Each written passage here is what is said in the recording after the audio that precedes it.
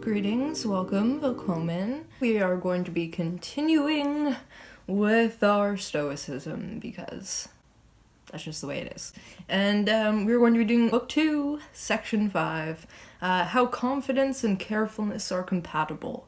And I thought this was a great section because it's one of the problems that seems to arise when people read Stoicism is the problem of indifference. It seems like it's a bit of an indifferent ideology, that one should be indifferent to things, and no doubt there is indifference built into it, but it's a particular kind of indifference, right? So I think today we're going to dig into that a little bit and understand that relative to our actions and how we should conceive of indifference and how we should exercise indifference and where we shouldn't exercise indifference. So let us begin. Material things per se are indifferent, but the use we make of them is not indifferent. The question, then, is how to strike a balance between a calm and composed attitude on the one hand, and a conscientious outlook that is neither slack nor careless on the other. Model yourself on card players. The chips don't matter, and the cards don't matter. How can I know what the deal will be? By making careful and skillful use of the deal. That's where my responsibility begins. So in life, our first job is this: to divide and distinguish things into two categories. Externals I cannot control, but the choices I make with regard to them, which I do control. Where will I find good and bad? In me, in my choices. Don't ever speak of good or bad, advantage or harm, and so on, of anything that is not your responsibility. Right then. So what's being said there is that indifference, how we understand indifference, or what we should understand to be indifferent and what we shouldn't, are that circumstances, right, the things outside of us that we have no control over, those things are indifferent, or that we should be somewhat indifferent to, for the precise reason that they're not in our control, that we can't do anything about them. So that could be something as simple as it raining on a day that maybe you're supposed to go on a picnic or something like that. You know, there's no sense in moaning or groaning about it. There's nothing you can do. Or even something more extreme and more typically hurtful, perhaps, such as being cheated on by another. That again, while terribly painful, it's an external circumstance. The wrong done was done by the individual who made themselves a cheater by cheating on you. And while it hurts undeniably, the fact of the matter is that you exercise your choice in how you're going to let it affect you. And since the person has made themselves known as someone who commits wrong and has done this wrong to you, what you ought to do is to exercise indifference upon it, to realize, undoubtedly by how bad it makes you feel, that such an act is immoral, it was wrong, what the person did was wrong, but for you, it's just the fact of the matter. So, well, does that mean that we shouldn't care how we use them? That is, how we use our choice, our judgments? Not at all. In fact, it is morally wrong not to care, and contrary to our nature. Be careful how you use them, because it is not unimportant. But at the same time, be calm and composed, because things in themselves don't matter. Where it does matter, no one can compel me or stand in my way, and where I can be stopped or compelled, well, getting those things is not in my control, and not good or bad in any case, but the way I use them is good or bad and depends on me. So I think that's a really important feature there at the beginning, that he says it is morally wrong not to care and contrary to our nature. Right? So morals, so the wronging of morals, the wronging of values, things going wrong, ourselves doing things wrong. It's not that we shouldn't care about things going wrong or that we shouldn't care about infringements upon morals. it is with our nature to care. It is contrary to our nature not to care. But what we need to be careful of is how we make those judgments and determinations and where we apply them, because it's not unimportant. Where it matters is, of course, in ourselves, right? It's that we can only attribute those things as good or bad, advantageous or harmful in relation to the choices we make about how we will act and about how we will react to things, right? So he says where it does matter, so where it's important to care, no one can stand in your way or compel you to do something differently. It's you and your choice, your thought process, which makes the determination. And where you can be stopped, compelled, or controlled, well then, you cannot attribute this as good or bad in terms of the circumstance, but you must accept it as something that's out of your control in order that you will suffer less. But that's not to say that the person who attempts to control, compel, assuming it's a person, control, compel, or otherwise make determinations upon you, it's not to say that that person is not immoral, because that person obviously is. It's just that you cannot control their immorality. Their immorality is bad, yes, it can be attributed as bad, but only bad in relation to the wrongdoer. Because remember from previous sessions, it is the wrongdoer who harms themselves in their wrongdoing, and they harm their perception of the perception that other people have of them through their wrongdoing. So their bad act is bad in relation to them, but in relation to you, it is you are required by Stoicism to regard it as indifferent for the precise reason that you cannot control it. Okay. So, it isn't easy to combine and reconcile the two. The carefulness of a person devoted to externals and the dignity of one who's detached. But it is not impossible, otherwise happiness would be impossible. It's something like going on an ocean voyage. What can I do? Pick the captain, the boat, the date, and the best time to sail. But then a storm hits. Well, it's no longer my business. I've done everything I could. It's somebody else's problem now, namely the captain's. But then the boat actually begins to sink. What are my options? Well, I do the only thing I'm in a position to do. Drown. But fearlessly, without bawling or crying, without crying out to God, because I know that what is born must also die. I am not Father Time. I am a human being, a part of the whole, like an hour in the day, like the hour I must abide by my time, like the hour pass. What difference does it make whether I go by drowning or disease? I have to go somehow. Again. Right, so what's being said there, literally and sort of metaphorically, is that you exercise your control upon things. You make judgments and determinations to the best of your ability. And you ought to do that. It is what's right for you, to exercise your moral judgments and your reason to the best of your ability to make determinations about how to go about things. But sometimes, despite your best efforts, things will go wrong. Literally, in this case, your ship will sink. In other cases, maybe it's less dramatic, albeit still painful.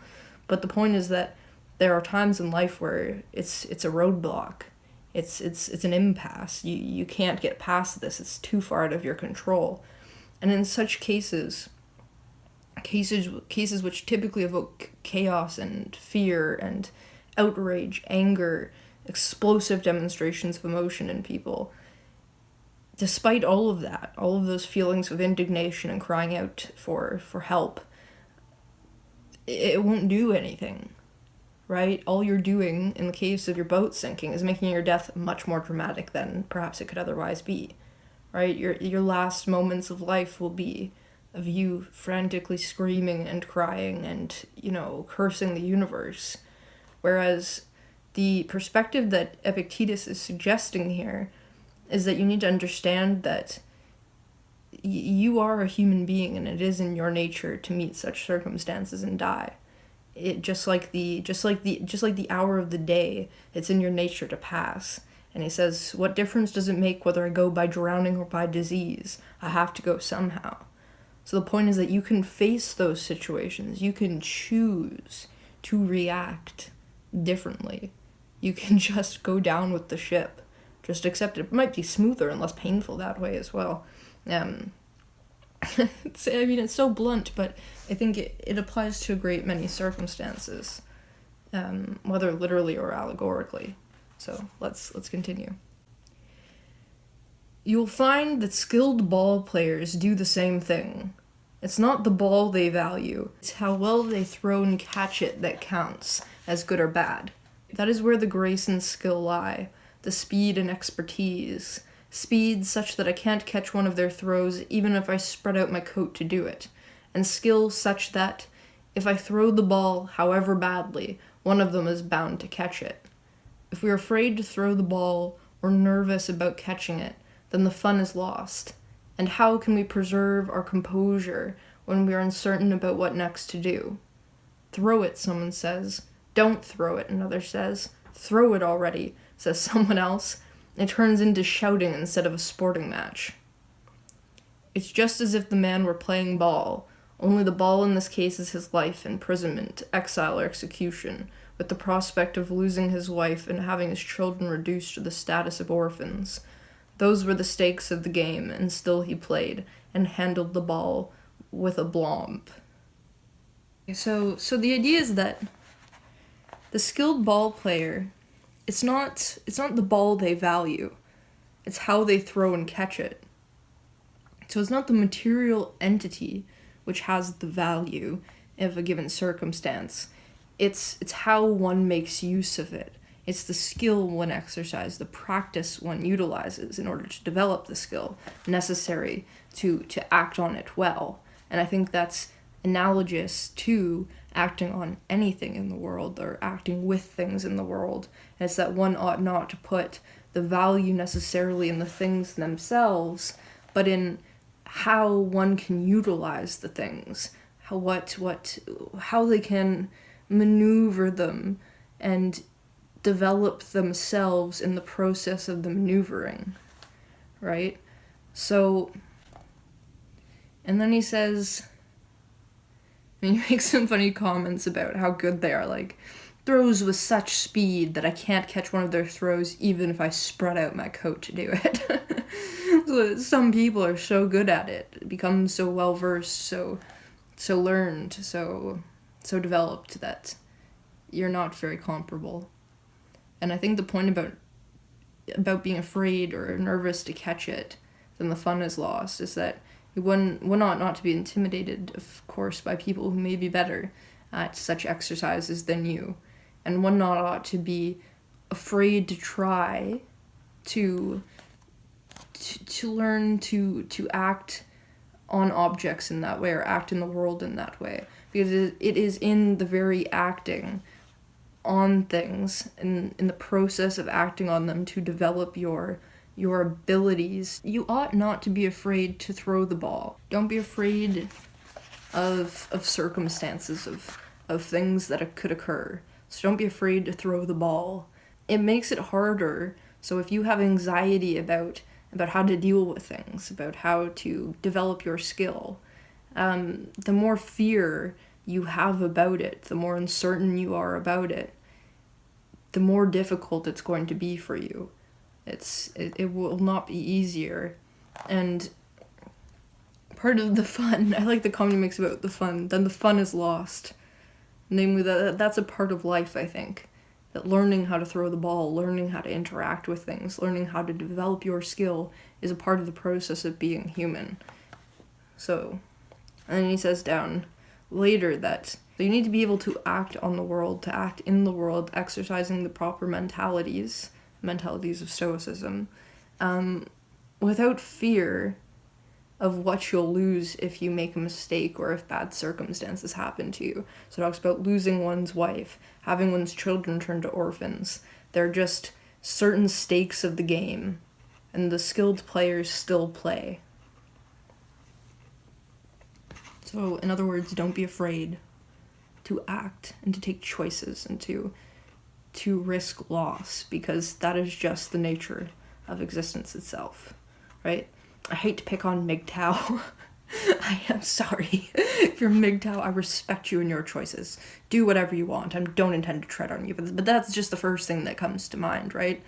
It's like a rejection of the game of bonds themselves, a rejection of even the possibility of an authentic bond with the opposite sex, because one fears too much that it is just past its point of worth, that the risks are too large relative to what could be the gains, that the gains are not equal to the possible losses, and therefore that one does not even bother to play.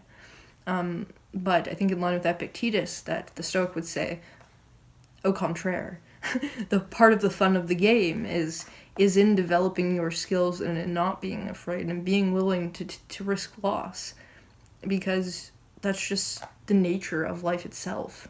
And I mean, if you don't partake in the fundamental features that make life what it is, to what extent have you truly lived? What are you missing by withholding? It's a better question. So do as you will, MGTOW. That's just what came to mind. Okay. Then how are some externals said to be in accordance with nature and others contrary to nature? That only applies to us considered separately. I agree that for my foot it is in accordance with its nature to be clean, but considered as a foot and not separately, it is right and proper for it to tramp through mud, step on needles. There may even be a time when it may have to be amputated for the sake of the whole, for the sake of the body as a whole. It wouldn't be a foot otherwise. We have to assume that a similar distinction applies to us personally. What are you? A human being? If you think of yourself as a unit apart, then it is in accordance with your nature to live to old age, to be rich and healthy. But if your view of yourself involves being a part of a whole, then for the sake of the whole, circumstances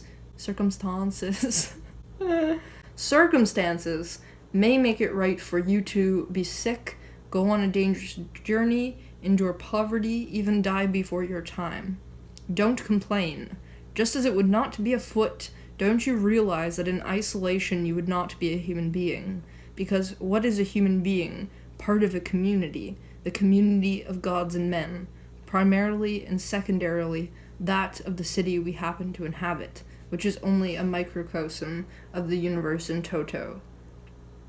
Right, so again, I think this is still about poor circumstances. Why do I keep saying circumstances? Weird.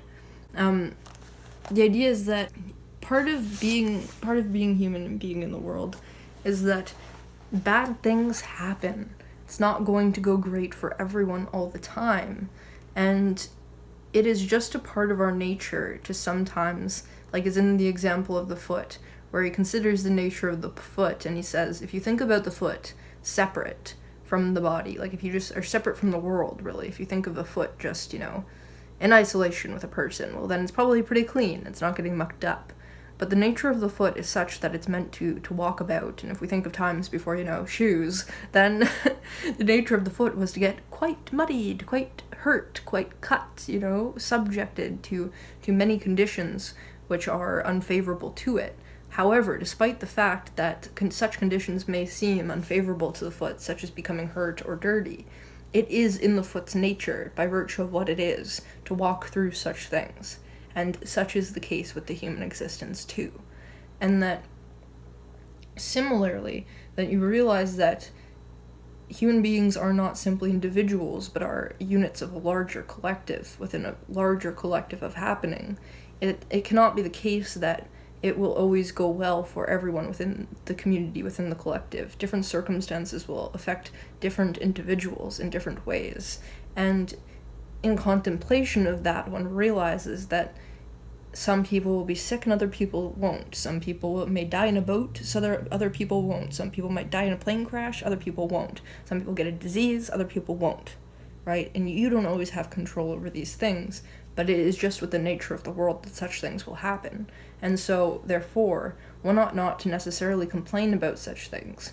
Yes, perhaps you may realize they're a misfortune, but by the fact that they are outside of one's control and that they are with the nature of things, one ought to learn to be content.